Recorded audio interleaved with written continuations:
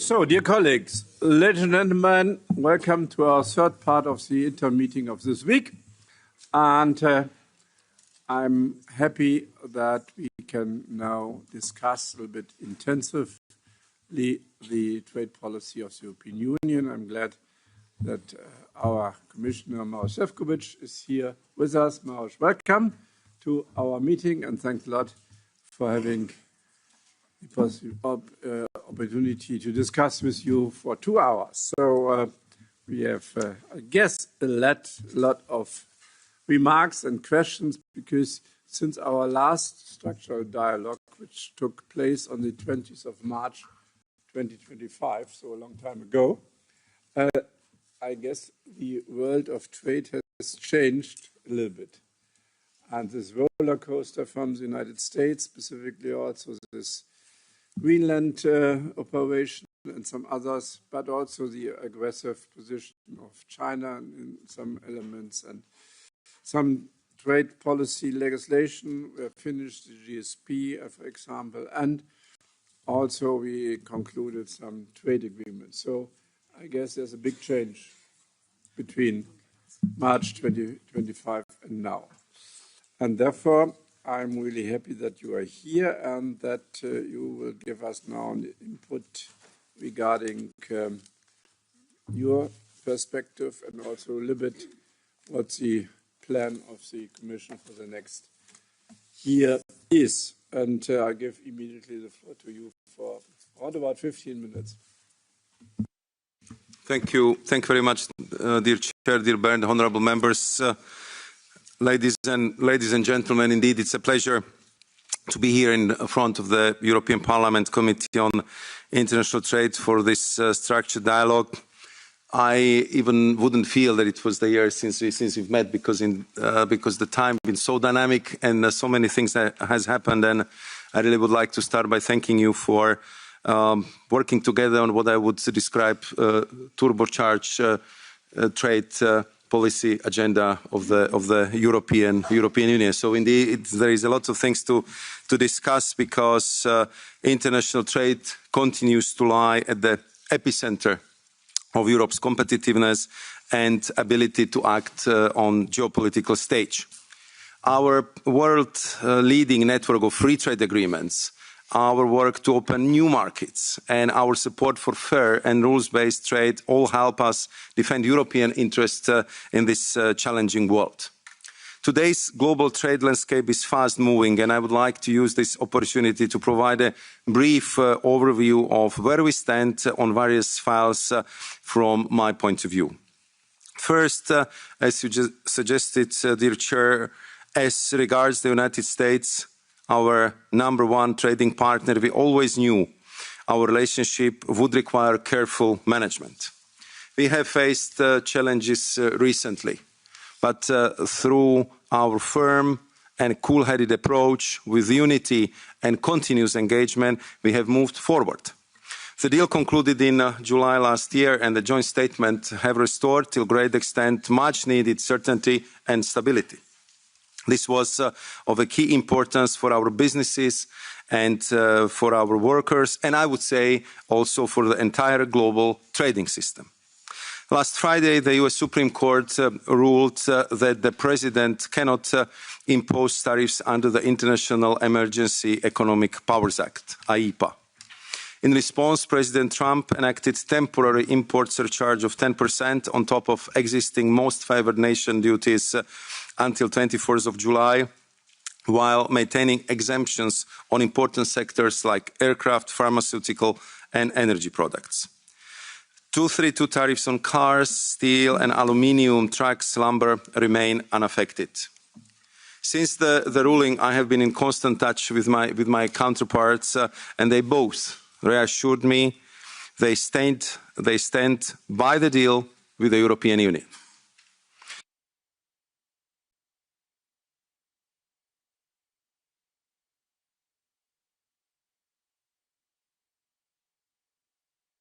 Both reassured me they stand by the deal with the European Union. The US Trade Representative Jameson Greer has also said this publicly. At the same time, we are discussing the ways to address the issue of steel and aluminium derivatives by making it more practical and productive, and I hope we can find solutions in this matter very soon. As them, we must also remain committed to our deal. I understand your decision to delay this morning's votes on the relevant regulations, but it is imperative we keep the process moving forward in implementing our commitments under joint statement. A vote in plenary in March must remain our target, under the condition, of course, that we get more clarity from the United States. There are also other positive strands of cooperation emerging with the US. For instance, we are negotiating our bilateral memorandum of understanding on the critical raw minerals and working on plurilateral initiative on critical raw minerals supply chains. So we'll continue to engage at all levels. Our strategy here is clear. We stay united, composed, committed to our deal, while expanding our network of trade agreements with other trading partners, and I will continue seeking the clarity we need and informing you transparently as I have done so far. Turning to China, where we are seeing an acceleration and strengthening of trends of concerns to us. First, China's ever-growing dominance in key sectors, including those at the higher end of the value chain. China's manufacturing output reportedly already matches that of the EU and US combined, with a global share of 30% and growing. Second, an increasing imbalance in our bilateral trade, with the EU's trade deficit with China reaching 360 billion euros in 2025. Third, the decreasing market share of EU companies in China, with their exports and investments in third countries being displaced by their Chinese competitors. Fourth, China's ability to use our dependencies in strategic sectors as evidenced by the imposition of export controls in the critical raw materials sector by Beijing in the recent years. And our response continues to be threefold. We continue to engage with the Chinese side, and here too I'm in constant touch with my counterpart, Minister Wang Wentao. We are currently discussing prospects for high-level engagement this year, while keeping in mind that any such engagement should be results-driven.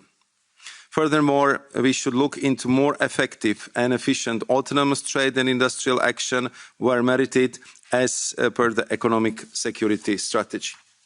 Lastly, we must accelerate diversification through new free trade agreements and deeper partnerships and like-minded partners. We need these countries to effectively break off our dependencies on China and open new trade and investment possibilities for our companies, and I will come to this point a little bit later on. The economic security strategy, which we published in December, reflects a paradigm shift, moving to a more proactive and targeted use of our toolbox. It also outlines the urgency of the EU, its member states, and importantly, industry, to systematically factor in a security premium, to reduce vulnerabilities and enhance our overall security. This reinforced approach is designed to ensure that the EU remains competitive and able to secure supply chains in the changing geopolitical landscape. Our work to diversify our trade is another key element of this effort and is yielding much fruit. The deal with Mercosur region will create a unique regional bloc-to-bloc free trade area of over 700 million people. The required protections were built into the deal with the passing of the bilateral safeguard regulation offering assurances to the farmers. I think Parliament's decision to refer the deal to the ECJ was unfortunate, not least because it may delay parliamentary scrutiny, your scrutiny, for up to 2 years. The Commission and myself personally remain committed to seeing Mercosur ratified and implemented quickly. Every year we lose is a year of lost trade, lost jobs and lost economic opportunities that we badly need for our competitiveness and prosperity. Let me be specific. Between 2021 and 2025, the EU would have benefited from extra 183 billion euros in exports and 291 billion euros in GDP if the agreement had been in force. I hope that very soon I will bring to your table for a final process of signature and ratification free trade agreement with Mexico. If you allow me to continue on the recently agreed FTA with India, which will help us to open up the world's fourth largest economy, traditionally marked by high tariffs and significant non-tariff barriers to the EU. The deal liberalizes 97% of our trade, 90% would go to zero, with 4 billion euros per year in tariff savings. It opens huge opportunities to expand trade that is currently commercially unattainable. In addition, the Comprehensive Economic Partnership Agreement with Indonesia offers EU exporters the chance to expand and find new markets, liberalizing 98% of trade with the largest economy in Southeast Asia. Looking ahead, talks with Australia are ongoing. I hosted my Australian counterpart earlier this month, and Commissioner Hansen joined us to discuss the most sensitive agricultural elements of the proposed deal. We were able to make good overall progress, and further technical work is now underway to bridge the remaining divergences. Talks with the Philippines are also advancing, and we hope that it may be possible to conclude still this year. The latest round with Thailand was of a more technical nature given the recent elections there, but we see a strong commitment from the Thai side to move forward. A round also took place last week with Malaysia as we look to exchange market access offers later this year. While a round earlier this month with the UAE has allowed for further exchanges in a number of important areas with a view to narrowing the differences on key outstanding issues.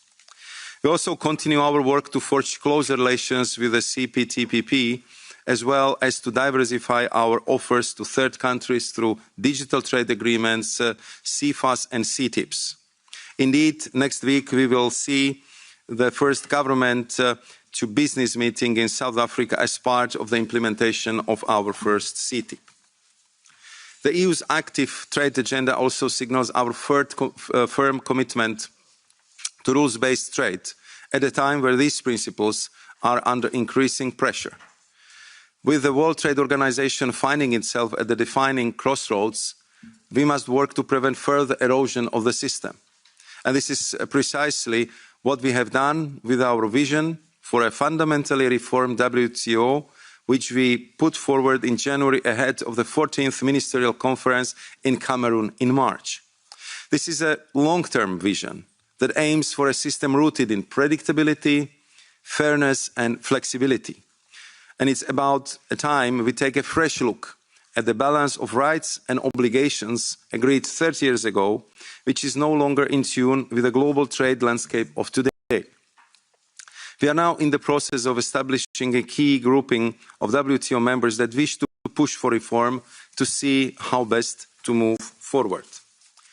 Turning to steel.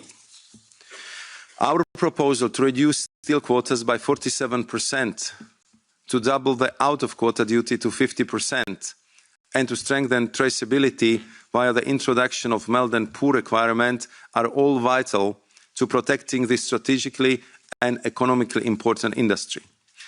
I'm therefore very happy that yesterday I could have attended the first trilogue on the steel measure last night, and Commission remains committed to facilitating a swift and smooth conclusion. If you allow me, I will finish by touching on the two other key pieces of legislation. First, I'm very pleased to see the vote earlier today in this committee in favour of the trilogue outcome of the FDI screening regulation. This is an important step towards further reinforced public order and scrutiny across the EU. And similarly, after protracted negotiations, we should all celebrate the conclusion of the new GSP framework, which underpins our trading relations with 65 countries across the globe. it was vital that we found a way forward to ensure continuity and predictability for these trading partners and for business.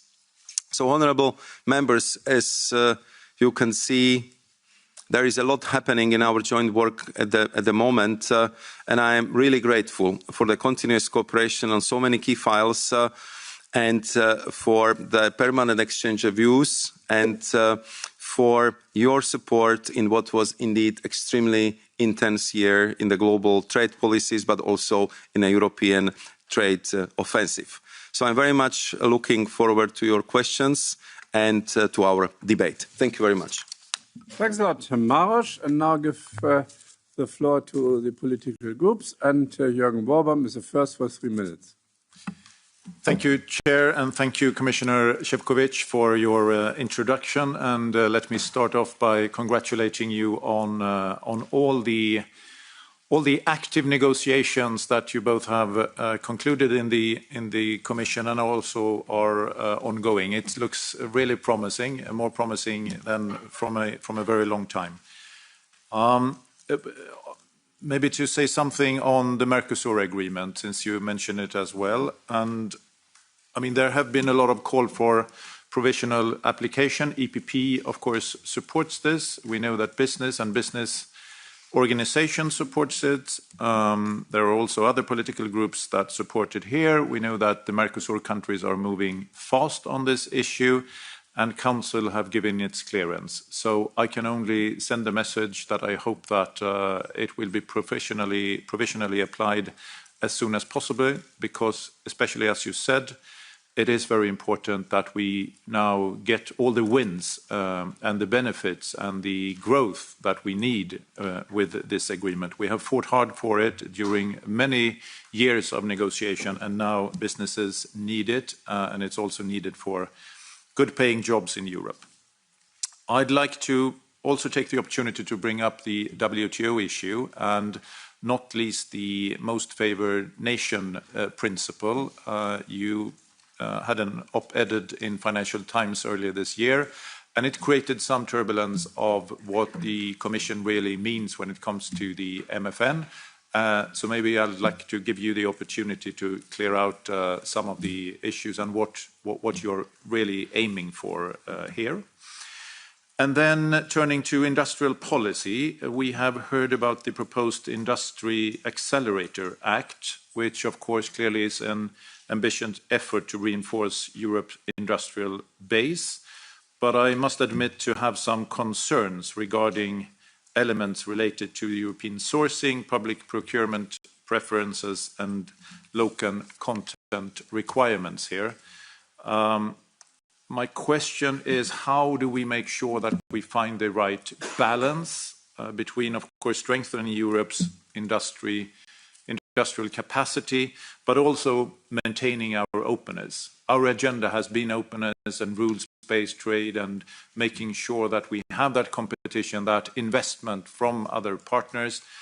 And why should we switch our agenda now? It seems like we are adopting the agenda that some of our trading partners is doing, and I don't think we need to do that. Let's stay on track. Let's stay open for business and for more free trade agreements and more diversification.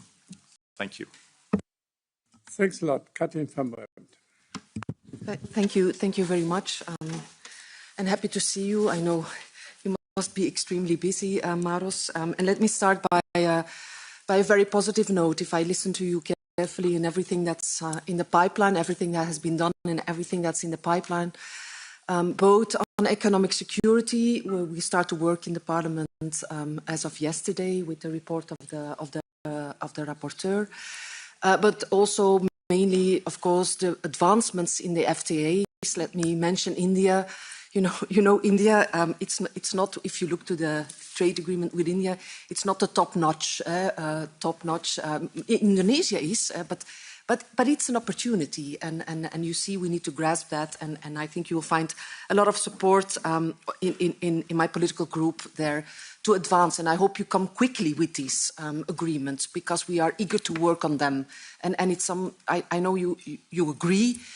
and it's not easy to get your administration maybe fast enough, but it's extremely important if we have an agreement that it comes fast to the Parliament. Then we shouldn't do what we have done with Mercosur, but let's not go there. But I do have to switch to the United States, of course. It's the event of not the day, not the week, not the month, but of the last year, and it will be the event of the coming year. And I think we are a little bit in a different mood there, and I understand that you have to defend it, but I do want to explain as well where we are as a political group and how we look at it. We were not happy with the agreement at all from the start. We said it's not an equilibrium. The one has 15% and we lowered to 0%. Because they threatened more than 20%, we didn't think it was a good deal. We were ready to work on that. And our rapporteur, who's also a chair, did an extremely tough job, and he had an extremely tough result, mainly on steel and aluminium, where we from the start said, you remember, a few days after Turnberry, they already violated the deal, already violated the deal. After that, other violations came. And you have to understand how we feel about it. When he started violating the deal by threatening with tariffs on Greenland, we said, this is it. And now here we are with the court. And one of the arguments of the Commission, I really want you to comment on that. One of the arguments of the Commission was, no, this is a good deal because we have the 15% and nobody else in the world has it because they have 15 or more on top of the WTO normal agreements. So that gives us that advantage, and because of that advantage, we go to the 0%, and we also promise them to do this and that. That's no longer the case, Maros. There is no advancement anymore. There is no advantage anymore. It's all a level playing field. Maybe that's the good news. It's all a level playing field. So actually, we don't have to go to 0%. And I don't think we want to. What we ask you is to go back to the negotiating table and make a real good deal, or a deal where we have respect for one another. Last point, and then I finalize on China, because what we should really be working on, and you mentioned this, is of course China, because the threat coming from over there is real. And so my question is, you said, I'm in constant touch and we're dealing and wheeling. When will we deliver on what? When will we deliver on what when it comes to agreements with China? Thanks a lot. Inigo. Thank you, Mr. Chairman. I will speak in Hungarian, so if you don't mind. Thank you. Tisztelt elnök úr, tisztelt biztos. Mr. Commissioner, Mr. Chair, thank you for being here. These are not simple times we are living. It's not business as usual in trade policy either. Let me start with Mercosur. This is something that has been causing us a lot of headaches. The Commission, if they had acted differently 5 years ago or 6 years ago, then the situation would be very different. However, we are where we are. It's a fact. Now, I would like to ask the Commission to be the guardian of the treaties, not only in theory, but also in practice. And the treaties tell us how international agreements must be strengthened, fortified. The Commission should negotiate based on the mandate it receives from the Council, and the Member States accept that with a qualified majority, and then the European Parliament must reinforce the agreement. And I would like to ask, and with all due respect, that this is something the European Commission should comply with as the guardian of the treaties. And if this European Parliament, with a majority, requests a legal position from the European Court, then the Commission should wait for the result of that procedure. That is the minimum. That in any decent legal community, that's how you should act. Now, there are interesting things in the Commission. The Cyprus presidency did not put to the vote an already prepared proposal because some member states exerted pressure on them. And even though there was an agreement in Council, the case did not go forward. I think that is a major political faux pas. It's an error, it's a mistake. And there are ways around for the Commission. It has the authorization to do this. We would like to ask Commission not to use these workarounds, because that will upset the decent cooperation between the institutions laid down in the treaties. My second comment on the agreement with the US. Our companies sooner or later will need legal certainty. They will need to know what they will be facing. I understand there is a sense of urgency that the Commission is facing. What we should see the figures, we should see the numbers. We don't know what the numbers tell us. We don't know what percentages of tariffs will be on anything, any product. And I would like to ask the Commissioner to fight for Europe, including your Vice Commissioners. And in some other issues, I feel the Commission is trying to be acting more rationally and is giving up on some issues that have been causing undue delays. And this seems to be a more pragmatic issue. Thank you for that. And please confirm that trading policy from now will be about trading and less about green and other agendas that are not part of the trade policy of the EU, because you have to create opportunities for our companies. For you, it's Karin Karlsruhe. Thank you, Chair. And thank you, Maros, for being here with us today. Today, we mark 4 years of the full-scale invasion of Ukraine.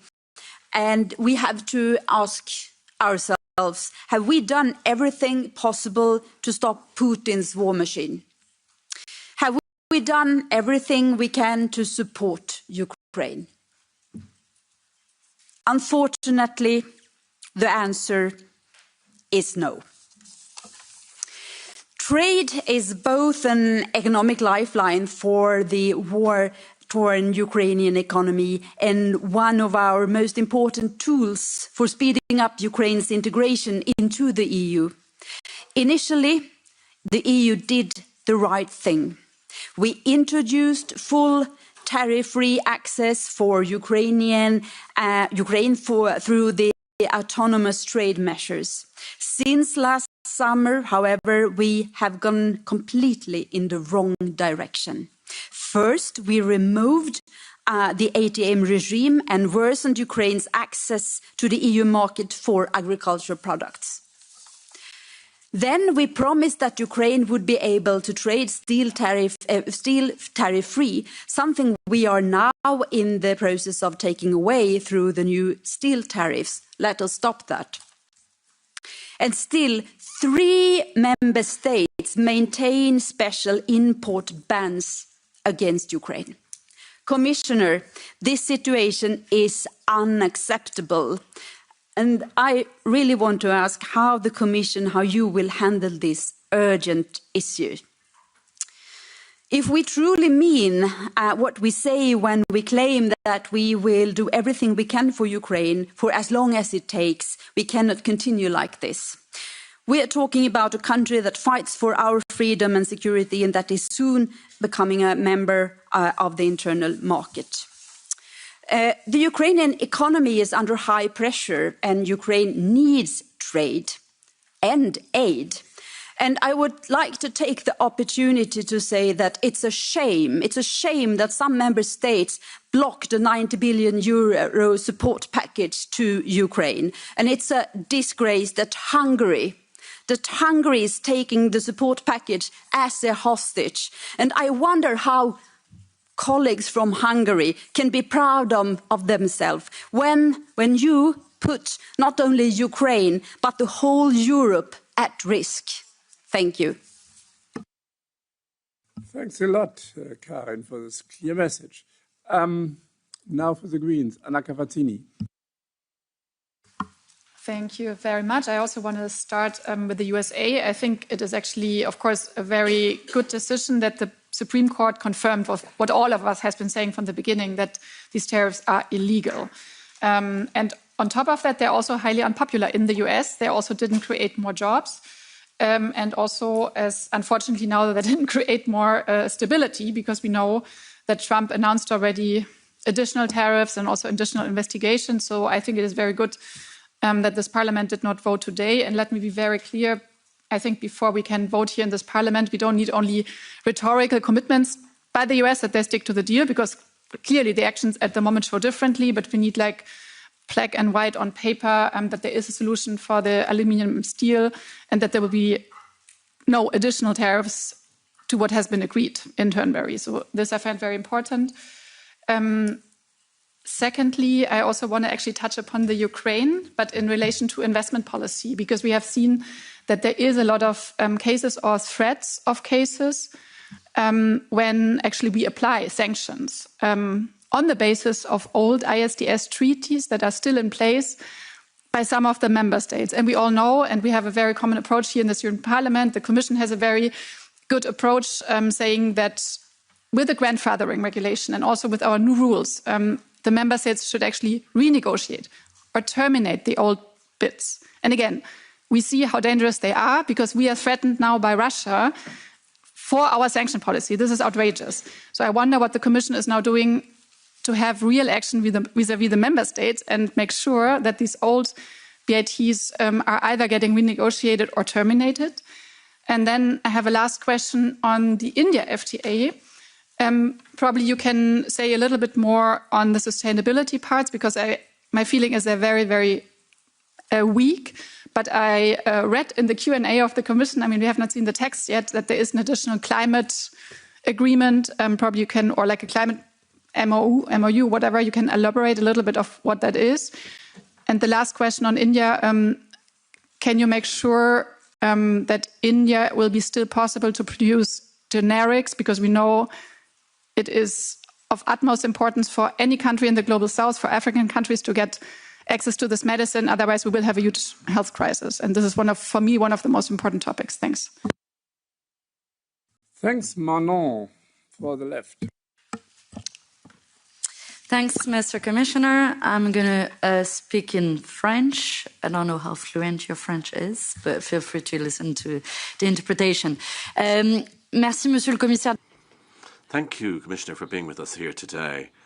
I'd like to start with a question that is quite simple. And I think I've asked you this question already. So I'd like to have a clear answer. Are you not trying to get rid of the Parliament?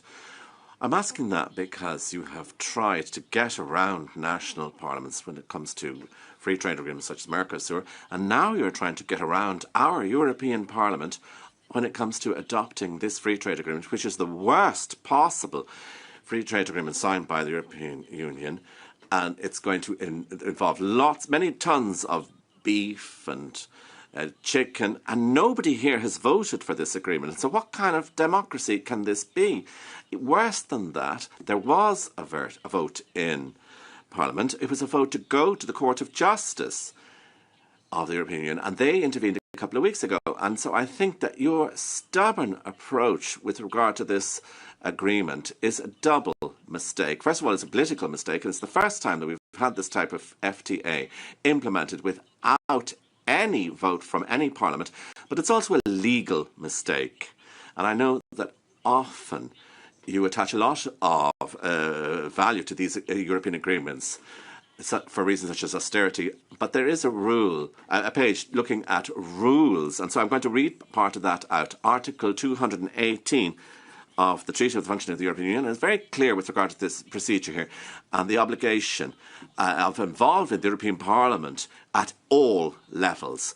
Quite clearly, you haven't respected that rule because you were really confirming the provisional application of this agreement without our European Parliament having had its say on the subject. And that very same Article 218 confirms the capacity of the European Parliament to go to the Court of Justice. Now, once the Court of Justice has actually been handed the file, and that if they decide that the Mercosur agreement is incompatible with the European treaties, how are you going to justify the provisional implementation, not only without the vote of our Parliament, but also with regard to a part of an agreement that is not legal? Now, I'd also like to remind my colleagues here, now how indeed can you be satisfied that we have this type of agreement without us having had our say? You might agree with me or not, but at least we have this right, a democratic right. And I'd like to just finish up with regard to the agreement with the United States. Now, maybe I didn't hear properly. We've just received a great slap in the face from the United States with the court now in the United States having said that this is an illegal agreement. And so you say now, no, we're going to implement it anyway. Donald Trump has slapped us in the face, and you're actually turned the cheek so he can slap the other cheek. Now, I think that what we want here is you want to have an FTA with Australia, Philippines, Mexico, whatever. And you're never questioning the FTA with Israel. And so I think, Commissioner, that beyond political agreements that we might have, and there are many of them, but what is really difficult for us to accept is the whole business about the variability of the rules that you apply. Dear colleagues, we invited also the chairs of committees which are also related to trade policy, and luckily the Agriculture Committee is here with us with the Vice Chair, Norbert Linz, and I give him the floor for 3 minutes. Yes, dear Chairman, dear Commissioner, we all recognize the indispensability of international trade, especially since the EU is a major world exporter and notably a major exporter of agricultural products. However, we must admit that EU trade policy is also a matter of concerns for the farming community. This fear seems well-funded because production conditions and costs in parts of the world cannot be compared to those in the EU. Competition is sometimes distorted. The agriculture sector has also been severely affected by the upheavals caused by Russia's invasion of Ukraine, and it's now impacted by the US trade war. Under these circumstances, EU trade policy attracts criticism, in particular from farmers. It is sometimes seen as not defending their interests. The agreement currently being negotiated with Australia certainly reinforces that skepticism, at least among our producers of beef, lamb, sugar and rice. So therefore, the Commissioner, in your opinion, how should the EU Union's trade policy evolve to maintain free trade while meeting the expectations and address the fears of many farmers? Thanks a lot. And Maros, from my side, 4 points. First, of course, I have a different view regarding the United States and the breaking of the agreement. For me, it's clear that the United States have broken the agreement several times. Some weeks after the deal of Scotland, they introduced the lifting from 15 to 50% of the so-called derivatives. And this is harming, day by day, small and medium-sized enterprises in Europe. And I can invite you, come to this company and explain to the people there that they are losing their jobs because they are not able to export to the United States anymore. And we have the Greenland issue, and then now we have tariffs, which are much higher than the 15%. For cheese, for example, it's not 15 anymore, it's now 30%. So, totally different view. My question is then, of course, Maros, you mentioned there will be some clarification, and so, in my point of view, at the moment, there's no guarantee. What is the format of clarification? Is a written letter, post from the president on through social? What is the clarification? And when will it come? So this is important for us. Second point, on Mercosur. Argentina will finalize the work on Friday, likely, and they will notify it next week. So, what will we do? What would you like me to do? I would like to go for provisional application, no doubt about.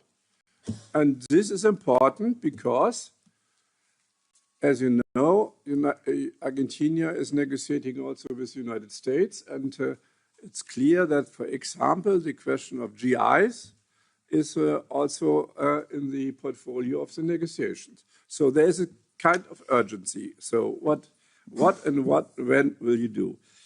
Certainly, we discussed this also in Nicosia quite recently. The time between finishing of an agreement and signature and then transmitting to the parliament, sometimes it's 2 years. And this, I never understood how this could happen. Translation and legal scrubbing, 2 years. You have some ideas to really speed up the process. Perhaps you can elaborate this as well, so that we are in a time where sometimes in a week more happens than in previous times in decades. We should also quicker in the process of finalizing the agreement. And fourthly, Maros, there are more and more the so-called mini deals. As the SIFA with Ecuador, the raw materials partnership, the investment partnership, and I have no clue what else. So what is in your mind for further mini deals? Are you having some specific countries in the perspective, and when will some mini deals come on the table, and how will the European Parliament be involved? First round for you. Thank you very much. The question is where to start. If I should go in the orders the questions been presented, I'll try to group them. So let me maybe start with Mercosur, because it was the first question asked by Mr. Warborn, and I would say Madame Van Brandt, Madame Dury, bien sûr, Madame Aubry raised this question, as well as Chairman of the Agri Committee, Mr.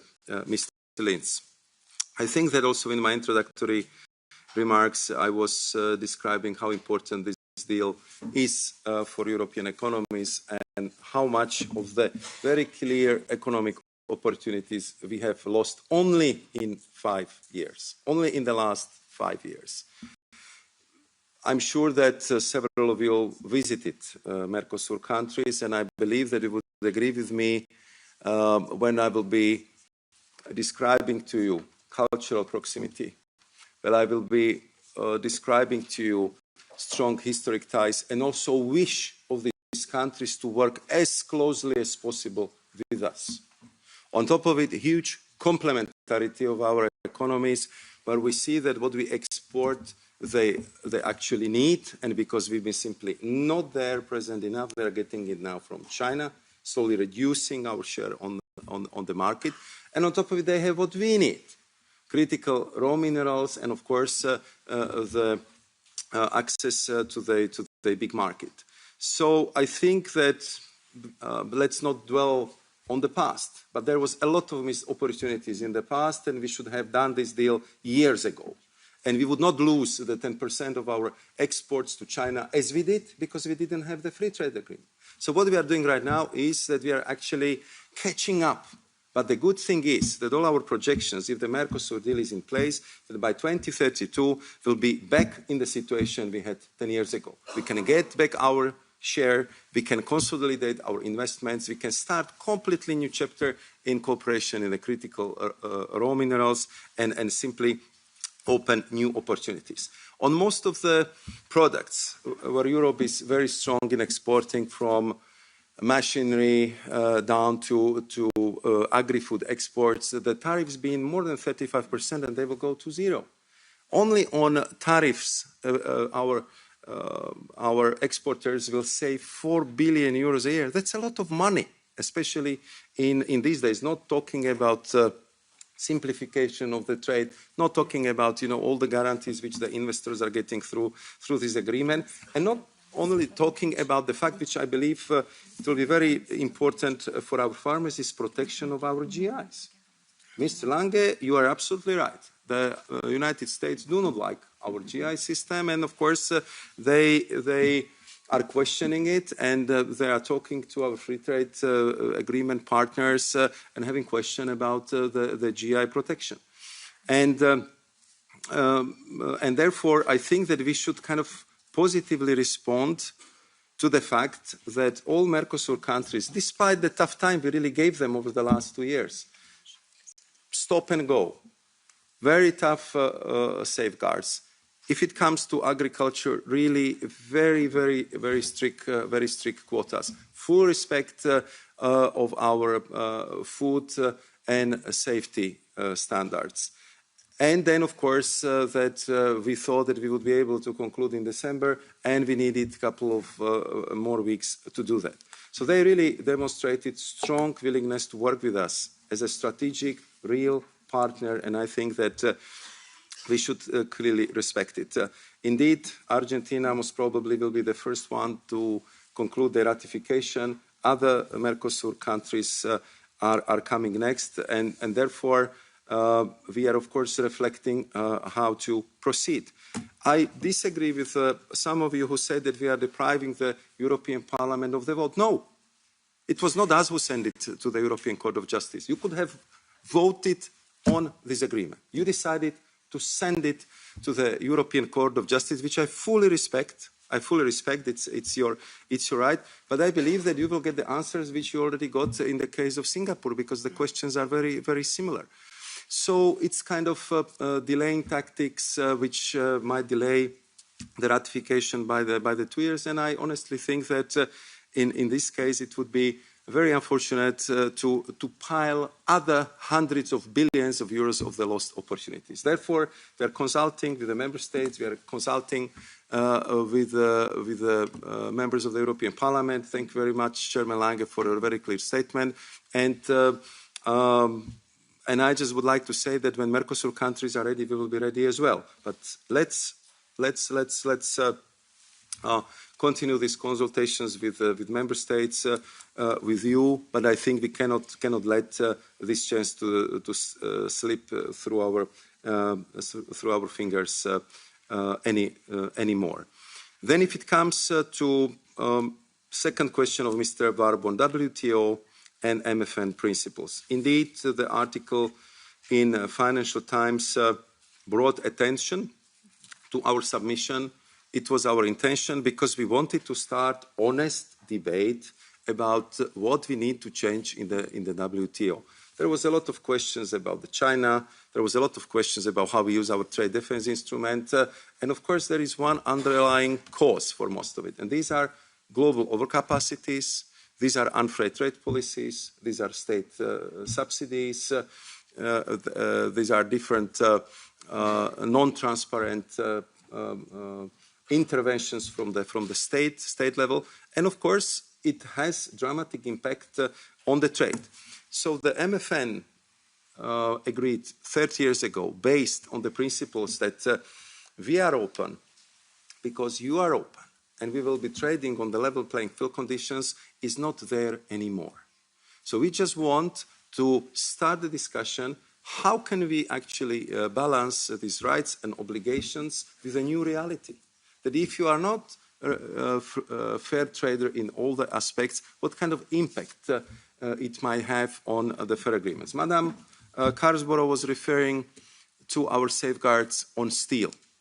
I can tell you that for me as a trade commissioner, this is pretty difficult, that when we have an issue with overcapacity, if we want to respect the WTO, and we have to go through erga omnes principle. So even the countries who are not causing the underlying problems of the overcapacity has to be kind of hit by our measures in the same way as anyone else. That's the WTO approach if you want to respect international law, which is paramount for us. Therefore, we just want to put this issue on the table. I know that we will not be able to solve it in Cameroon, but I think that if we start to honestly discuss this issue, how to bring the balance in the global trade, how to bring more fairness in the WTO mechanism, I think that is very, very important. And I would say, speaking about the balance, the same applies to Industrial Accelerator Act, where we are currently discussing within Commission how to find the proper balance in making sure that we can protect the European industry from unfair competition, how we can make sure that European public money will be there first and foremost to support the European projects, and how to respect our international obligations, and how also to protect our coveted relationships with our free trade agreement partners. That's the balance we are seeking, and that's on what we are working in the European Commission. Madame van Brent was asking about India.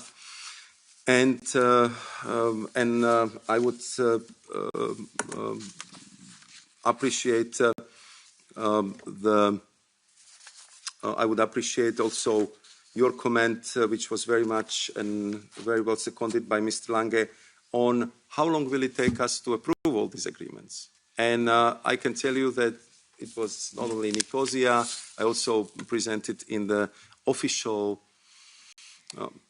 sitting of the Trade Ministers' Council that we cannot afford to do business as usual. So if we kind of conclude the negotiation, which sometimes lasts many, many years, even though over the last year we managed to find a way how to accelerate all the ongoing negotiations. Nevertheless, we are usually talking about the years. But once we finally, after strenuous and tough negotiation, conclude the deal, for me, it's simply unacceptable in the current situation that we would wait 2.5 years before these agreements could enter into force. What is the problem? Of course, one of the issues is legal scrubbing, which has to be done by both sides. And then, of course, we are talking about the translation into 24 languages. So what I was suggesting to my colleagues in the Trade Ministerial Council, we are, of course, respecting all the languages, and the agreements will be always published in official journals in all the languages.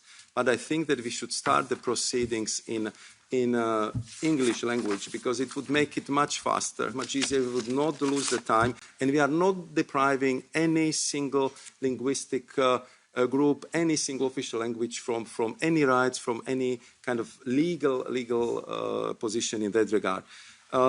We had a preliminary discussion of that, where I think there was a support for this approach from the Council, but I know that it was that we are not there yet, because the language questions are always a very challenging one. But I hope that in this we could be pragmatic, and we can really achieve much bigger or much better results. If you allow me, I would then continue with China, then go to Ukraine, and end up with the United States. And India, yes, you're right. So if it comes to China, I mean, the last year deficit with China is 360 billion euros. So it went to the growing level again. And clearly this is not sustainable from the medium to long term. And we are also faced with different figures, even from official sources like IMF, which actually presented a study that 4% of the Chinese GDP is used for different kind of state subsidies or state support for export promotion. And of course, in this case, that is then very difficult to compete on the level playing field. So all these are the issues which we'll be raising with our Chinese counterparts. And on top of it, we are using our trade defense mechanism. We are well over 200 cases where we are using TDIs. But here I also also would like to say that in the framework of our economic security discussions, I think that we have clear understanding in the Commission, and I had it from you as well, that we have to look in a way how we can speed up the process as well. Because again, if you want to be totally diligent to our rules, so investigation might take more than a year. We need total detailed study. We need the complaint coming from the company, or we can do it ex officio. That's a process which takes a lot of time and very often misses, I would say, that opportunity to act when it's really needed.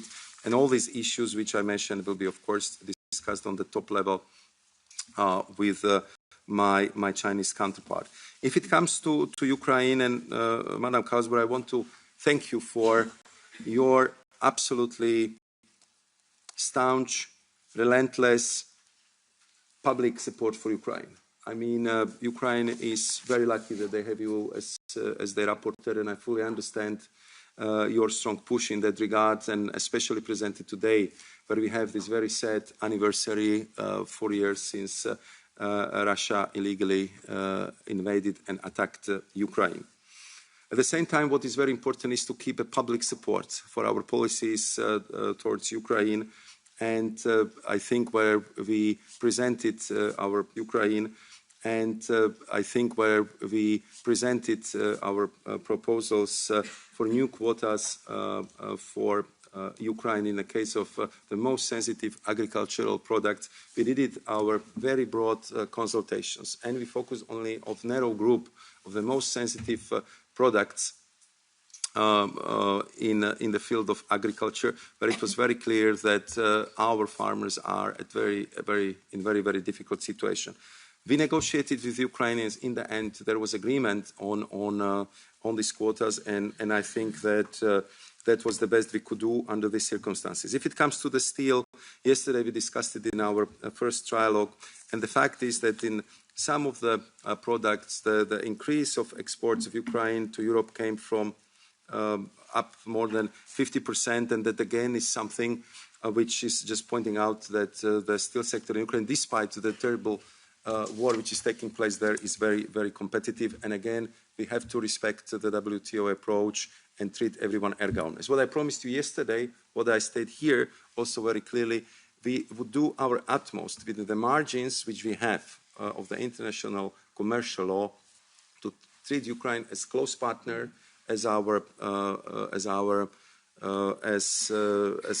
FTA partner, and look for the best possible solution for them compared to those who do not have such an agreement with us.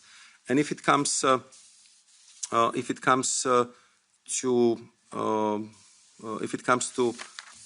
United States of America, which was the question raised by several of you, I know that many of you didn't like the deal, but to be honest, I never heard any alternative solution from your side. What was the choice? To have this deal or to go to the trade war in August? Would you be praising me if I would tell you in August that, okay, negotiations failed, we are entering the trade war? Would you be happy if you would see that factories are closed, jobs are lost, and we have a dramatic turn for worse in our relationship with the United States? You are criticizing this deal, and I understand that it's absolutely right. But look also at the numbers. If you look at the numbers, our exports to US actually increased over the last year. If you talk to many of the industries, they prefer this solution than the trade war. And I think that we have to look at it not only from the point of view of elegance of the agreement or the framework, but also what does it do on the ground? Are our people better or worse if we have this joint statement or not? And I know that our opinions are diverging, but we're also talking a lot to the companies, to the workers, and of course to the European leaders. So what is happening right now is, of course, another stage of what is, as I said, extremely demanding and challenging relationship management.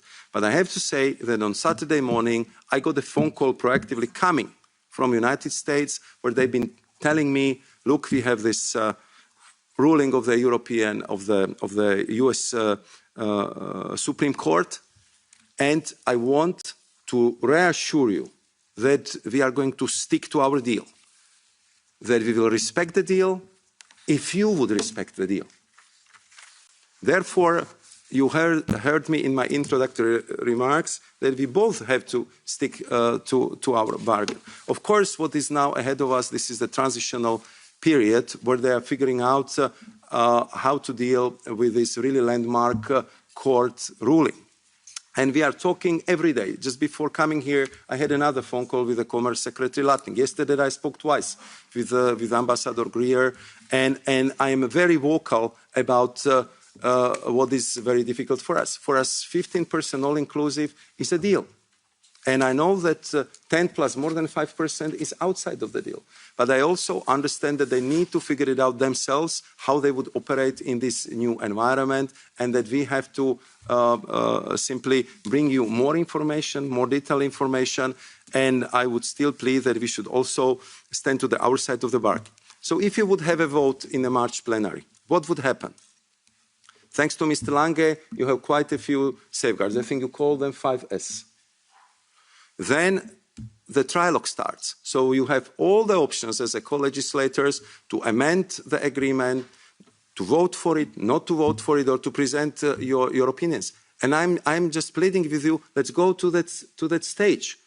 And by then, I believe we would have more information about the derivatives, because I got the reassurances from our US colleagues that they know that this is a big problem for us, and that they are looking into this matter, and hopefully we will be having a better news in that regard rather soon.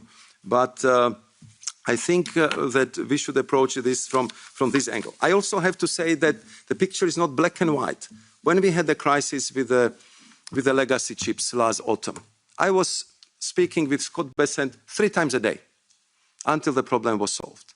And I was asking him, once you will be talking to your Chinese counterparts, bear in mind that in this one, the supply chains are transatlantic. And they did it. We had 2 very important sessions on the critical raw minerals, on our bilateral agreement, on the plurilateral agreement, where we want to break the dependencies on monopolistic suppliers. So, I mean, it's not only about I would say the one aspect, but we have to look at it in all general aspects. I'm not going to elaborate on geopolitics. On India and the question of Madame Cavazzini, and Madame Cavazzini also had a question on investments. So on India agreement, I think you're absolutely right that when we had the summit in India, the free trade agreement was a very important element of it, but there was also the discussion on EU-India strategic agenda, cooperation in defense, but also cooperation in the environment. And we established, based on the Memorandum of Understanding, EU-India platform for cooperation and support on climate action. And this platform will be launched in the first half of this year. And that is why you have seen an announcement of 500 million euros in EU support over the next 2 years in the press release for India's efforts to reduce greenhouse gas emission. So this is the initiative which I think we should welcome, and it would definitely help to promote even further cooperation on climate actions between India and the EU. On generics, promoting the access to the medicine is important, and of course we are very attentive to it. And we have agreed with India to include the same level of protection of regulatory data as a TRIPS agreement. And this provision aims to incentivize innovators of medicine to invest in research and innovation. And on top of it, our FTA also contains an explicit recognition of the Doha Declaration on the public health to ensure that the TRIPS flexibilities can be fully used by both parties. And if you allow me the last point, which is very technical but very important as well, you would understand that it's difficult to comment on the position of individual member states, but the Commission clearly expects that our member states will continue the close coordination with the Commission services regarding the bilateral investment treaties with the Russian Federation and the Republic of Belarus, with a view to bringing them in line with the Union's investment protection policies. In the meantime, the EU sanctions regime includes measures introduced to add extra procedural safeguards against any damages claims and arbitrations such as those based on EU member states' bilateral investment treaties with the Russian Federation.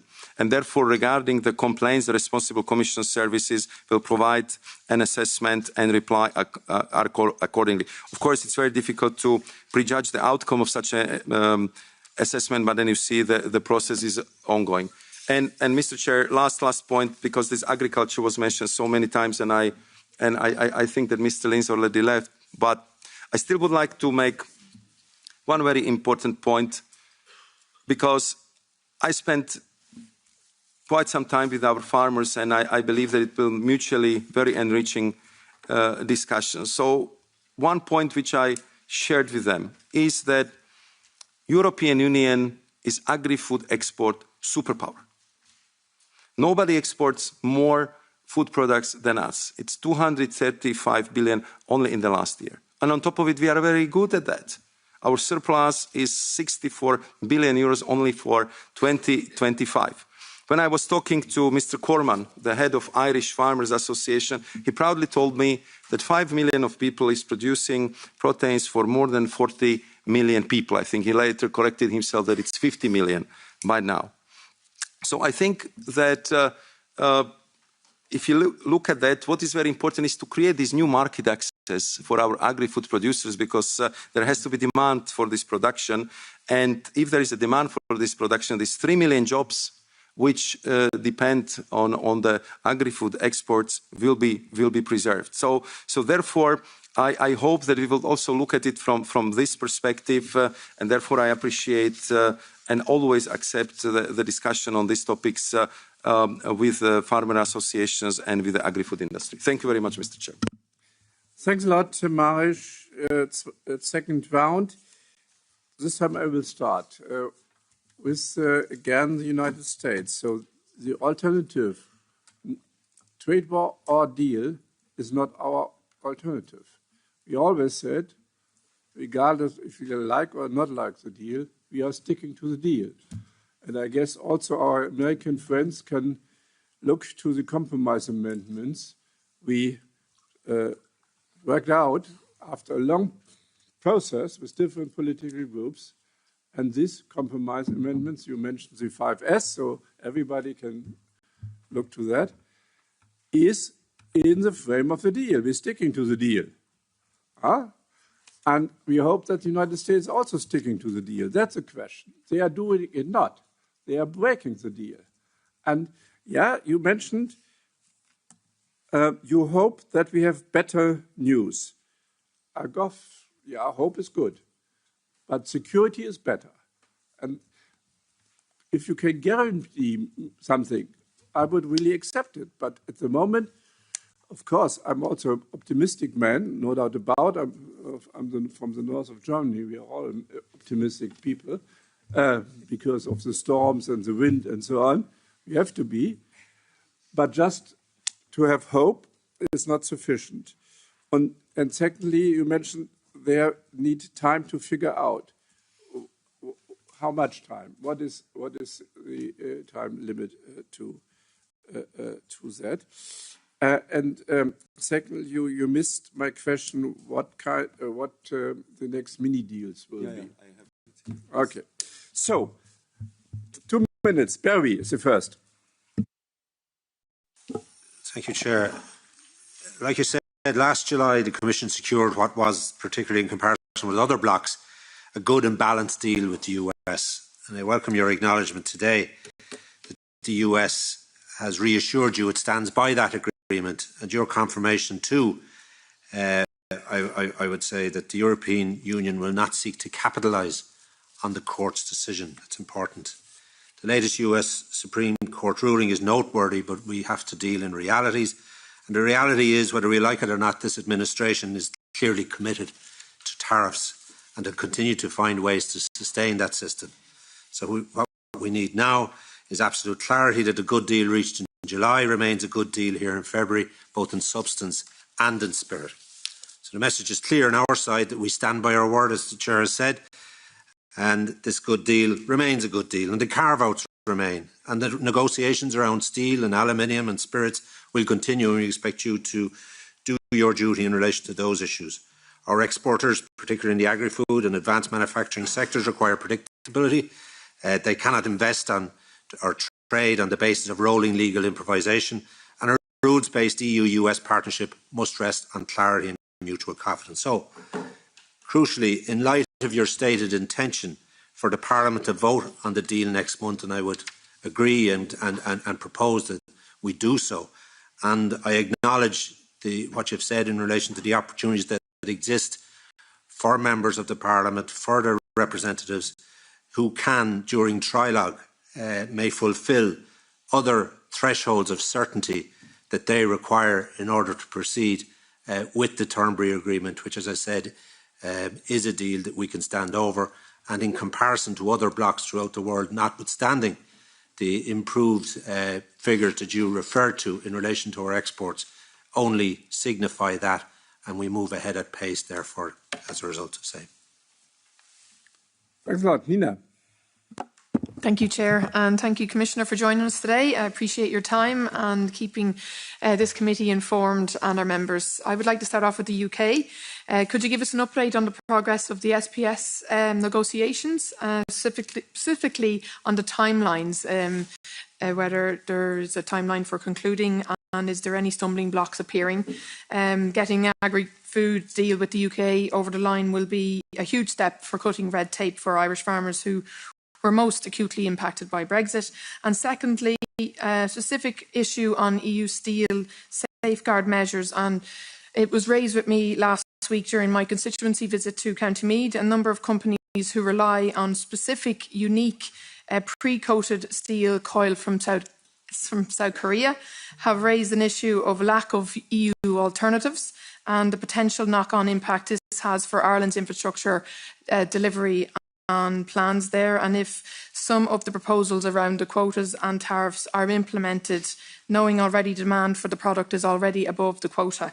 For me, this is a clear competitiveness issue, so can you outline whether exemptions will be considered where specific steel products are not available within the EU market? Thank you.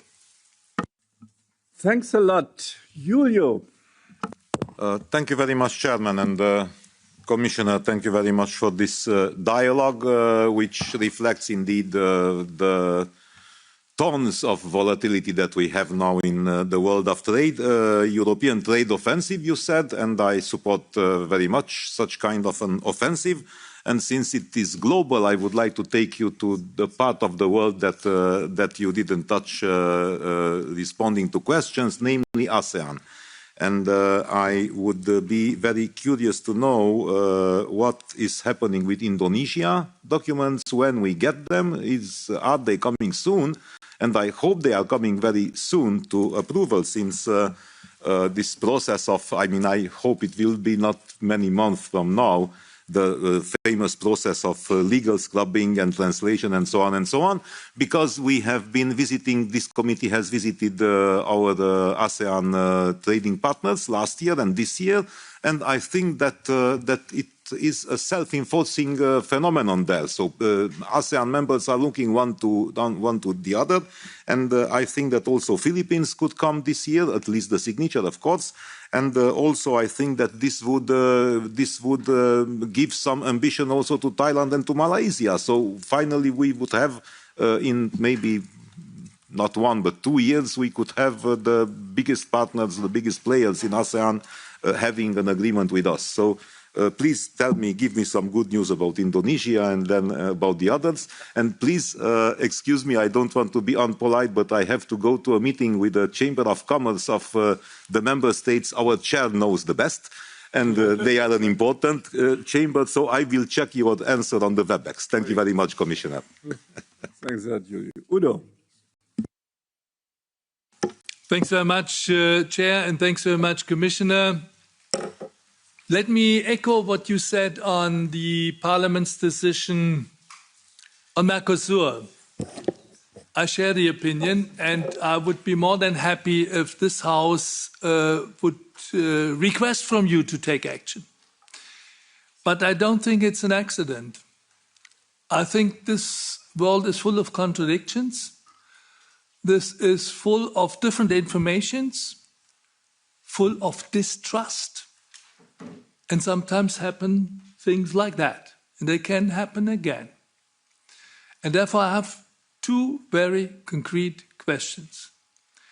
Do you share the opinion which I came to, that our trade agreements are not only about tariffs, growth, economic benefits, but rather more and more about legislative collaboration?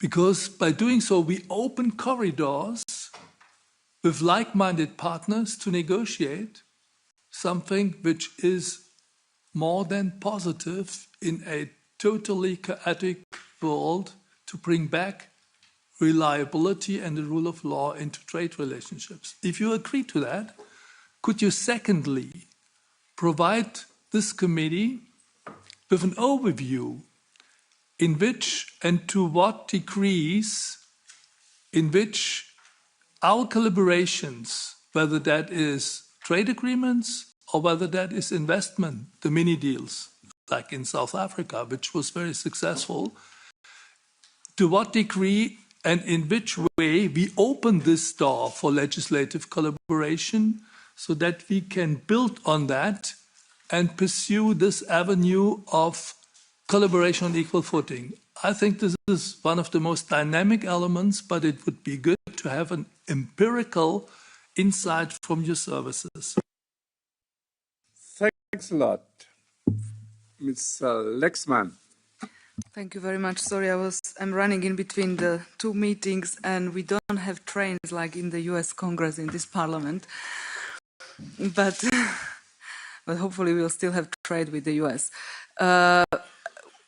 First of all, thank you very much that the Indian deal with India is not including agriculture, because I think we are avoiding a big problem which we have with Mercosur, and I believe that it's very important that the future deals will more focus on issues which are of mutual benefit, because otherwise we can end up in a problem like we did with Mercosur. But three quick questions. I'm not sure if there are quick answers.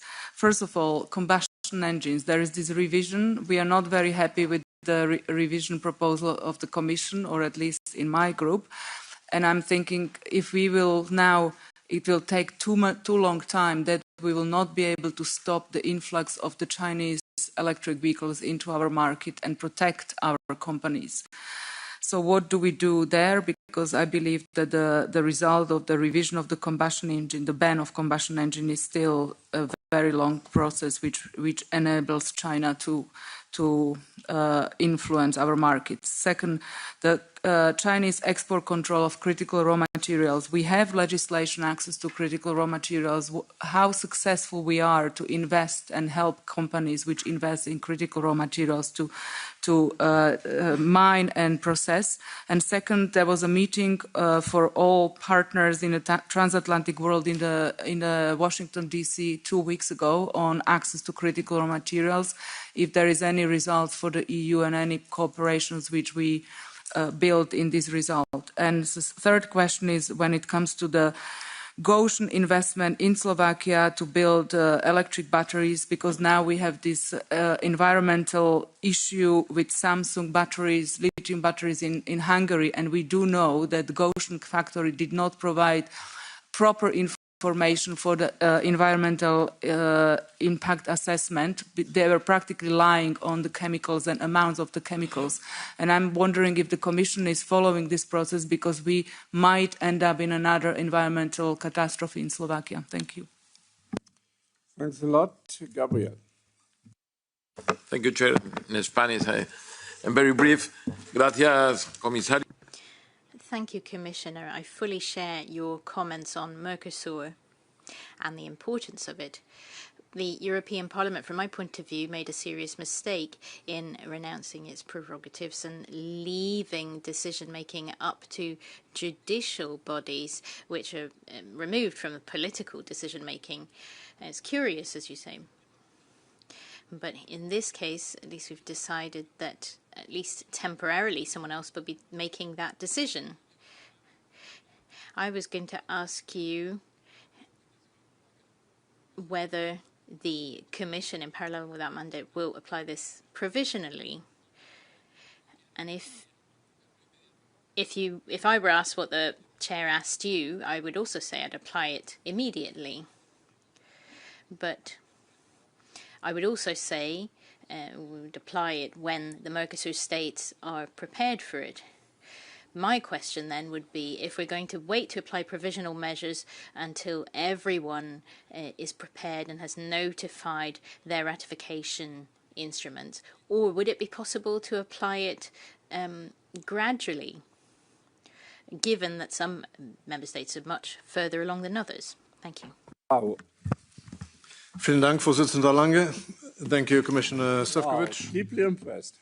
Commissioner Sefcovic, questions on 3 topics. First one, US tariffs. You'll need the crystal ball for this one. What do you think President Trump will do next? This is my attempt to try to provide President Lange with a clarity and assurance that he needs. Because one thing is sure, he will not remain with the solution that he has now, because what the Supreme Court outlawed last week was the tariffs imposed through IEMPA. The other ones don't allow them the discrimination that he needs. The Section 122 measures are across the board. The biggest beneficiaries of the change at the moment are Brazil and China, which are 2 of the countries he wants to hurt the most. So he'll do something else. So what do you think he'll do? Because your answer may provide part of the clarity and the simplification that President Lange needs. Second issue, Industrial Accelerator Act. We had a quick exchange of opinions on this in the last plenary, you may remember. This act, we already know, we're going to have a lot of political tensions between groups and even within groups, between countries. But it's the classical dilemma between protectionism and free trade. And you know, your own DG Trade will not see eye to eye with DG Growth, for instance. And the issue will be, what is really strategic for Europe? What deserves to be protected? Where do you draw the line? And even if it's a very difficult political question, the answer is technical, I'm sorry to say. Which are the sectors that technically we cannot live without, or which are the sectors that we can be blackmailed with by our former partners, enemies, I don't know, who can force us to do something that we didn't like it happened last year, because we were too dependent on certain things. Where are we going to draw the line? What is the political process? Third topic, Mercosur, not on just a provisional application. I urge you, the Commission, to do that. Mr. Lomberg was very, very clear about that. I second his words. I'm going to do something, it's a pity Madame Aubry is not here yet, because her outburst forces me to have my own outburst. Because provisional application, I'm not going to discuss the deal itself, but the provisional application, those who are against the provisional application, the only arguments they use are formal or legalistic arguments. It's the treaties, it's the role of Parliament, it's the procedures. Fine, that is of great importance to us. We are guardians of that. But those that are for the provisional application of this agreement are talking about the economic benefits, cultural affinities, geopolitical necessities, things that matter to the people outside and their day-to-day lives. And that is why some people outside look at this Parliament and ask, what's the Parliament for? Can it be overridden? Can it be ignored? Perhaps it can if all it worries about is legalistic and formal things which do not care for the people. I still remember the time when the left cared about the real well-being of the people and not just formalistic or legalistic arguments. I think that, Nico, you want to come in again? Yes, thank you, because Madame Karsbo was really very harsh and very seriously attacking my country, Hungary, and including Hungarian MEP, so I have to answer and clarify just the facts, Karin, just the facts. So how the story started, in January, the Druzhba pipeline was injured by the Russians and repaired. So Oil supplies delivery could have started, but Ukraine is not doing it. And let me quote that for Ukraine, it is not optional. They have legal obligation to supply. I'm quoting the EU-Ukraine Association Agreement. It's Article 276, paragraph 1, subparagraph B1. Each party shall ensure that transmission system operators take the necessary measures to expeditiously restore the normal operation of such transit or transport which has been accidentally interrupted, reduced or stopped. There is a clear legal obligation. But we are pleading the Commission for weeks now to mediate and to ask Ukraine to fulfill its international obligations. So you forget how the entire story started. And the Commission is not doing it. That's our problem. Somehow we had to react because the consequences in Hungary would be extremely difficult. Soaring energy prices even more. Risking, not Europe, as you were saying, risking our own people. So somehow we had to react to this injustice, into this illegal action by Ukraine. So please do not forget how the story started. Thank you. Jürgen. Thank you. Since we are marking the very unfortunate 4-year anniversary of Russia's illegal and full-scale invasion of Ukraine, I'd like to bring back the topic on the steel file, since you also mentioned you had trialogues yesterday on this one. Less than a year ago, the Parliament adopted a position, or together with the other EU institution, giving Ukraine preferential treatment for the steel. That was something that should be valid up until 2028. But with the steel file, the proposal from the Commission is to take that back. And this is what we also have voted for in the committee. And I think it is a bit unfortunate, and I'm just raising this because I think in the trialogue it will be important for all institutions that are now negotiating to take into consideration that we did not have a plenary mandate when this went to trialogue. It was only in committee level. And I think there are quite a number of MEPs that think this is problematic. First, we gave Ukraine a preferential treatment so that we can support them in the war against Russia. And now, less than a year ago, we are taking that back. I think that is problematic from a moral basis, and I hope that this can be changed in the trialogues so that when we vote it in the plenary, there will be a very strong support for the steel measures. Thank you. Thanks a lot. Anna. Dziękuję, panie przewodniczący. Thank you, Mr. Chairman. Thank you, Commissioner, for all the information provided. I would like to ask 3 questions. The first on the Mercosur deal. I would like Mr. Commissioner to explain us one thing.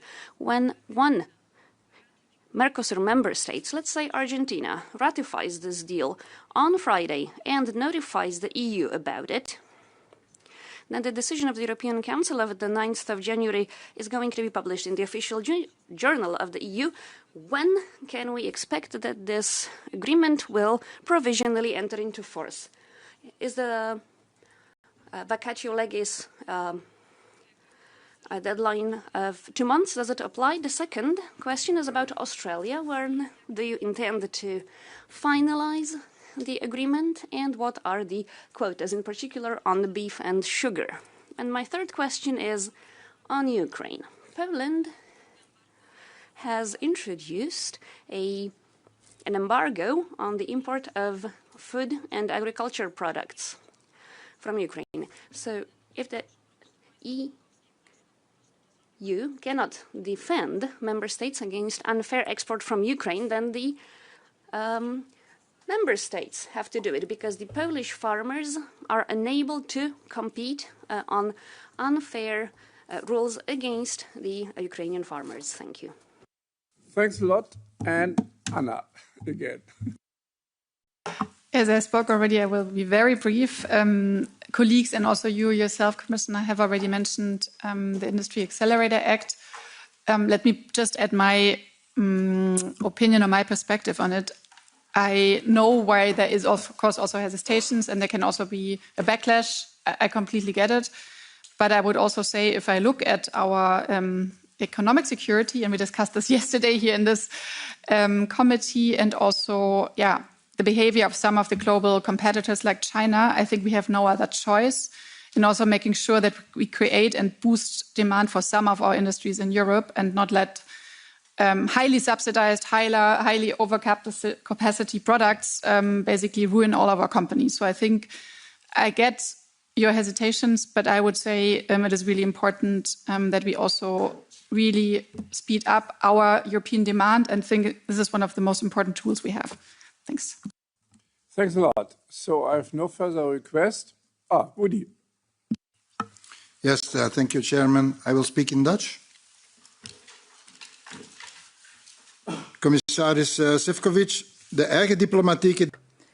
Commissioner Sefcovic, the EU's own diplomatic service has said that the new Israeli measures in the West Bank clearly violate international law. A lot of experts have said that this is a de facto annexation of large parts of Zone C.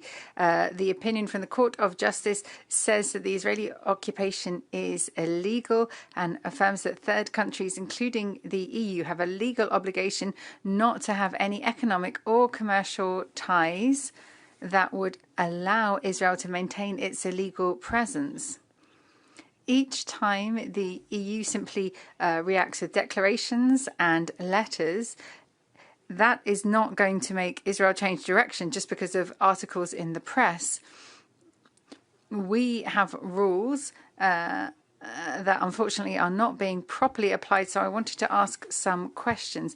When will the Commission have specific measures, and when will they act to stop these violations of international law? Will the Commission be proposing measures to stop trade with the illegal settlements?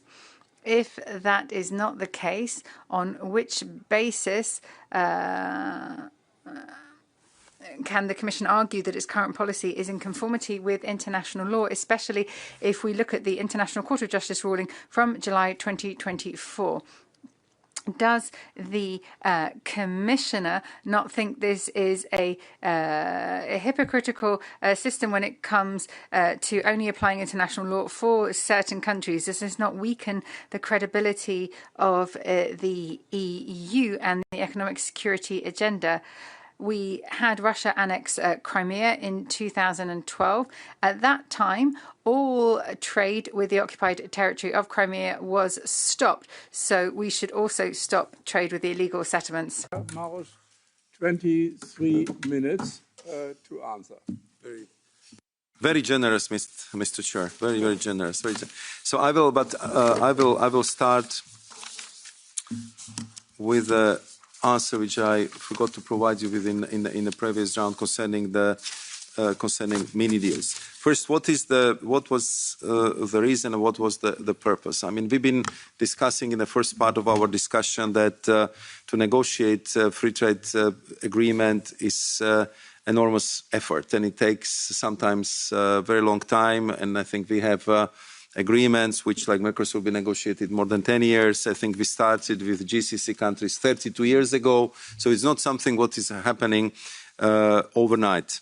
And in this, I would say, new dynamic world, we've been looking for what could be new products on the DG Trade or the Commission shelves to address some of the elements which we would like to target more specifically and avoid the heavy procedure of the free trade agreement, which has to follow the templates, which has to have numerous chapters. And if you look at the printed free trade agreement, I have one in my office, the simplest one with New Zealand, and it's a bulk like this.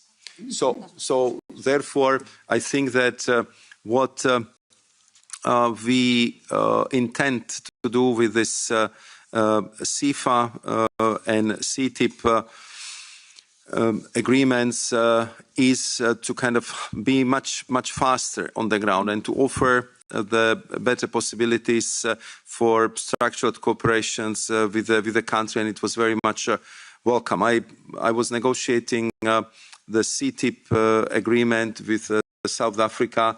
There are much thinner documents. They're very much focused on the concrete areas of cooperation, and we, of course, always like to bring it, if possible, down to the level of the projects. So that was, I think, the purpose of concrete CTIP. And I know that, for example, Vietnam, despite the fact that we already have the free trade agreement with them, they're also interested in CTIP because it has a specific nature for the project support. If it comes to CEFA, this is sustainability in investment facilitation agreements. I think we started with Africa. I think Angola was the first one, if I recall correctly.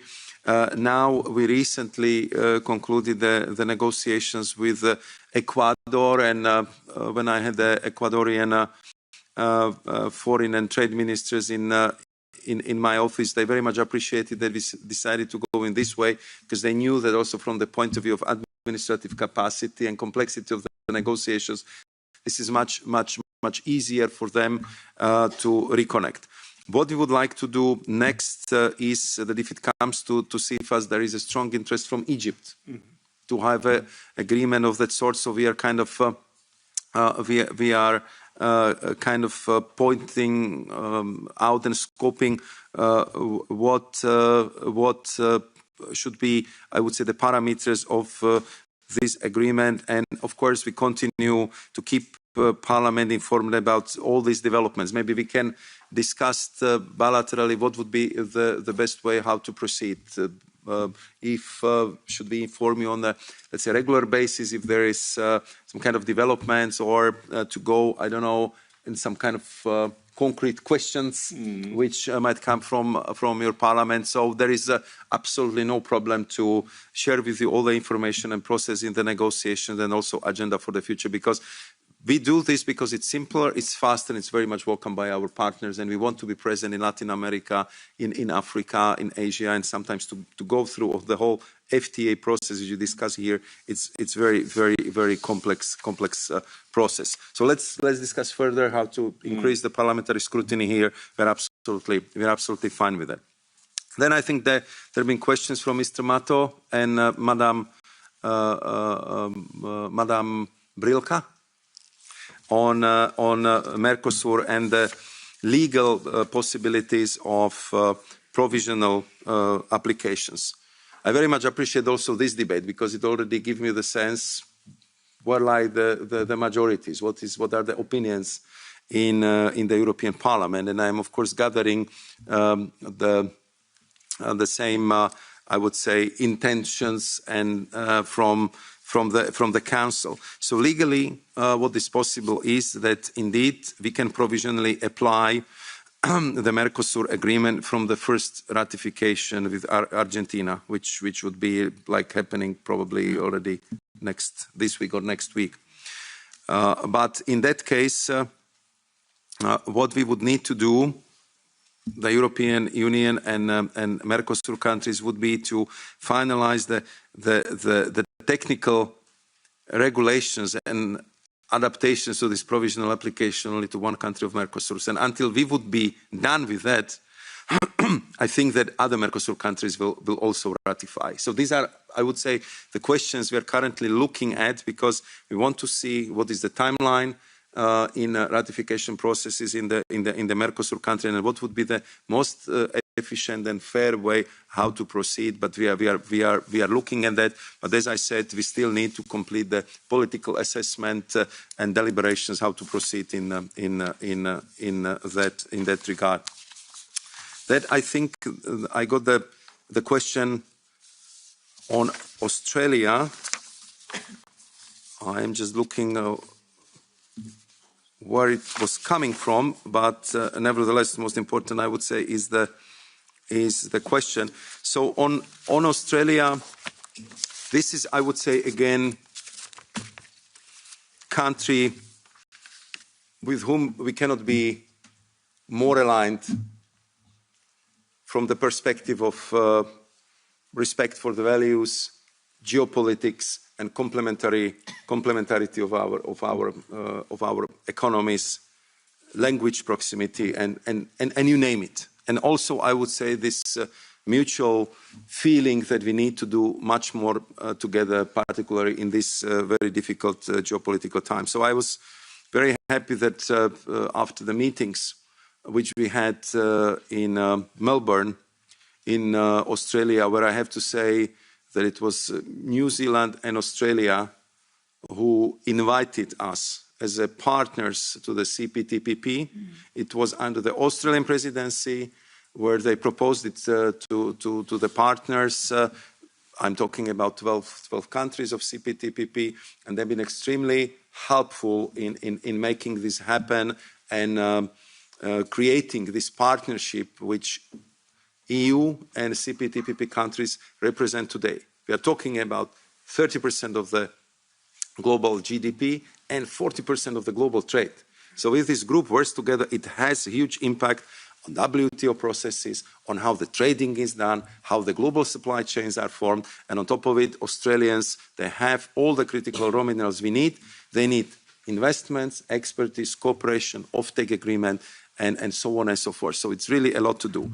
Of course, we are fully aware of the sensitivities of agriculture in these regards. Therefore, when my counterpart, Senator and Foreign Trade Minister Don Farrell was here, I believe that we closed on most of the, I would say, industrial parts. But of course, the agriculture part is always very, very sensitive, as we have seen also in this afternoon's discussion.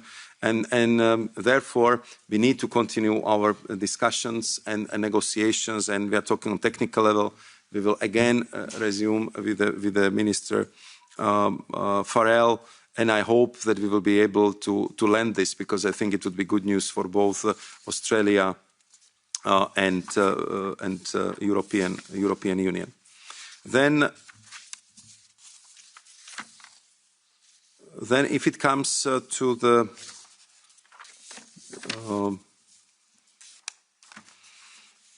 question of Mr. Lange, I'm coming back on US.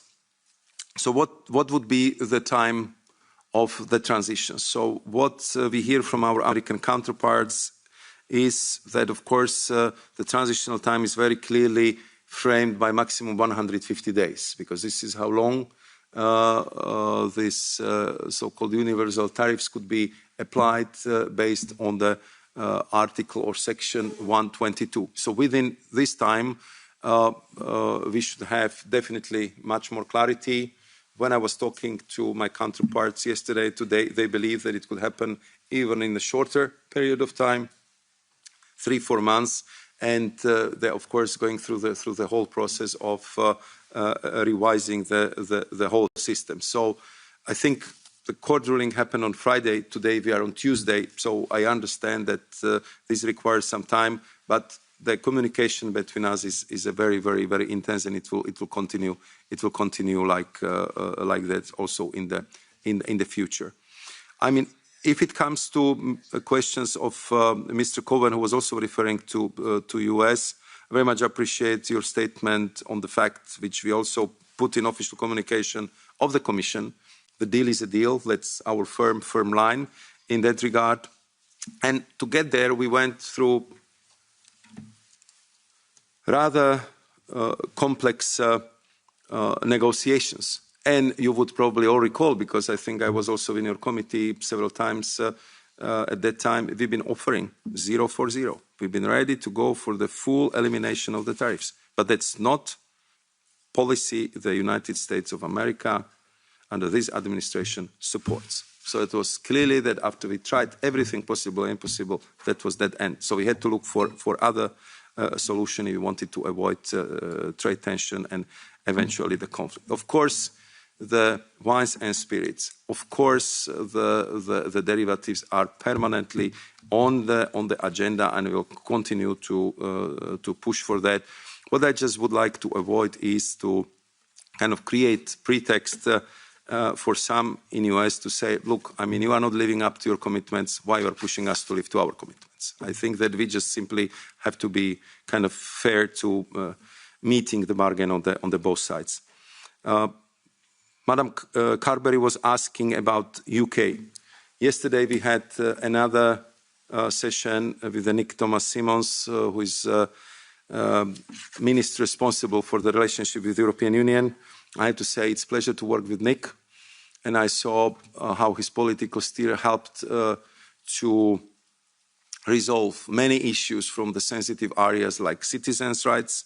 We are not 100% satisfied, but the progress under his leadership and steer in that regard is very much welcome. And I believe that first and foremost, the beneficiaries are the European citizens who are living in UK and who are the right benefactors of the withdrawal agreement. And he's bringing the same energy to what we would like to see as 3 deliverables for the summit, which now most probably would be organized at the beginning of July. And of course, what would be the best way forward if we can have indeed agreement on SPS, if we can have agreement of linking our ETS systems, and what is very important for you and for 20 plus member states, to have a solution for the youth experience where we have to find the way from our side to address the tuition questions, and from their side, I know the possibility for young Britons to work in the European Union. So these are, I would say, the 3 fundamental questions. Of course, if it comes to these negotiations, they are very complex because very often they have or financial implications, or in a case of SPS, but also ETS, the dynamic alignment element. I very much appreciate that the UK side is not kind of disputing this approach, but they are also bringing to the table the sectors which they believe could be exempted or not covered by these agreements. And this is what we are discussing. And of course, more you go into the detail, more complex it is. And therefore, we agreed with Minister Nick Thomas-Simons that we would be in bi-weekly contacts just to provide the political steer, so we can have, I would say, these 3 important agreements, which would clearly improve not only the atmosphere but make our relationship closer.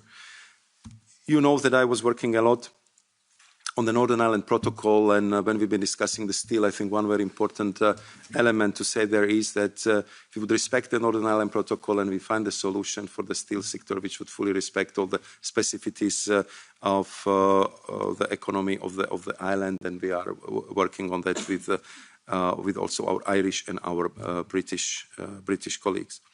Then if it comes to the overall question of the steel, I would say the whole philosophy behind the steel safeguards is the fact that we didn't take this decision lightly, because this is the most important decision how to safeguard the US steel which was ever taken. Our calculations are very clear. If you want to have steel produced in Europe, we have to reduce the import by 47%. If we do that, by 2030, the European steel sector will have a growth of 1.4%. So we are not greedy.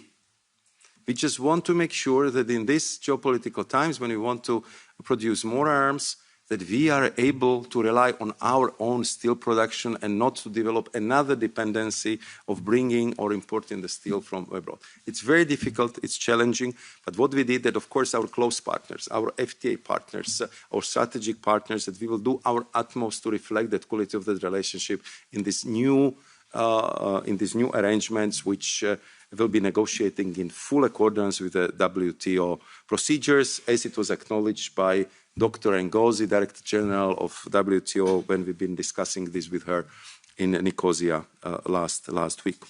Mr. Winkler was asking about Indonesia. And I just would like to tell you that there is our joint goal, and I know that for Indonesia this is absolute priority, to have this agreement enter into force next year. Of course, what is the challenge here is exactly what you all been pointing out. I very much appreciate your political support for accelerating the processes, simplifying them, and make them as quickly as possible. We're very happy to transfer this political support also to the Council services, and I believe that together with the Member States we'll find a way how to make these procedures much faster. He was asking about the ASEAN countries, so I was mentioning Philippines, Malaysia, and Thailand. I believe with all three of them, with a little bit of a political will and courage, we can complete the FTA agreements within 2 years. Of course, the region-to-region FTA, it's a little bit more complex because there are also the countries in the region with whom currently we do not have very intense relationships. So then if it comes to Mr. Bullman's question about the legal cooperation, I think here we would be very happy to discuss this with you, because I believe that FTA, as you rightly point out, it's not only about the market access. I think we made it, sometimes I say a little bit more complicated for us, because we put a lot of emphasis on respect for human rights, respect for climate policies, respect for Paris agreements, and many of them we want to have essential elements in our agreements. But it has much more than these elements in it, because it gets the countries closer. Of course, it forces us to work on common standards, because we have to respect their standards where we export there, and they have to respect our standards. So, of course, this is one of the topics which is always discussed. And I think this is also bringing us closer to each other in all the, let's say, international frames like the WTO. But we'll be very happy to explore what more we can do in that regard. Madam Lexman was asking about India and saying that agriculture is not included. I would disagree a little bit, because the agri-food products are included. We just avoided sensitive commodities and sensitive products. And I think that was the crucial step which was taken at the beginning of the year, because it allowed us to kind of focus on what is essential, and to, let's say, not to create the bad blood on the commodities where we knew that it will be almost impossible to proceed. And in that, everyone is very happy with that solution. On combustion engines, as you know, this belongs to my other colleagues, but what I can tell you is that indeed the exports of Chinese EVs to Europe are growing despite of our countervailing duties. And we are now monitoring very closely the increase of plug-in hybrids, Chinese vehicles, and that's another area which we would need to discuss among ourselves, but also with our Chinese partners. And on the MOUs between EU and US, so there are two tracks which are happening right now. First one, there is a discussion of MOU between EU and US on the cooperation in the field of critical minerals. This is headed by the State Department in US, and my colleague Stefan Sejourne was representing Commission in that discussion. And then there is this plurilateral agreement, which I would describe as a G7 plus. Under plus, I mean India, I mean Australia, and there are I think Korea and other countries, where we are discussing how to increase the demand in our markets in a way that it cannot be kind of fluctuated by another big actor. So we are discussing price floors, offtake agreements, and other mechanisms we can use to simply stabilize the prices. Information negotiation factor, if it's kind of being studied by the Commission, I do not have that information. I can ask and provide you with. Mr. Cotrim de Figueiro was asking about IAA. Here, I think the work really continues, because this is again, I would say, absolutely new approach to how to promote the strategic sectors of the European industry. We are clearly working very hard to find that appropriate balance, but it's very clear that we want to respect our international commitments, and when any measures would be proposed, that they have to be based on the robust economic analysis. And I can assure you that for me, it's very important that after we invested so much efforts in having these FTAs, I would like them to be fully respected also by these proposals, and this is what we are working on. I think that these been, I would say, the questions. I think Mr. Rudikanis was asking about the question about Israel. Here, I can only respond to explain that our association agreement with Israel does not cover settlement because they are not part of the Israel territory, according to our law, which we fully respect. And banning trade with settlement would require adoption of the restrictive measures through CFSP sanctions, which requires unanimity. And you know how the situation in the Council is in that regard, and therefore I think the measures which we have been taking on some of the union programs, being the measures which we could take on our own, and we did what was, I would say, the most appropriate at the time. Dear Chair, you've been very generous with me. You give me 2 minutes more. I really appreciate it, but I would like to thank you for the opportunity not only to answer, but also to listen to the points of view and the questions of your members. Thank you.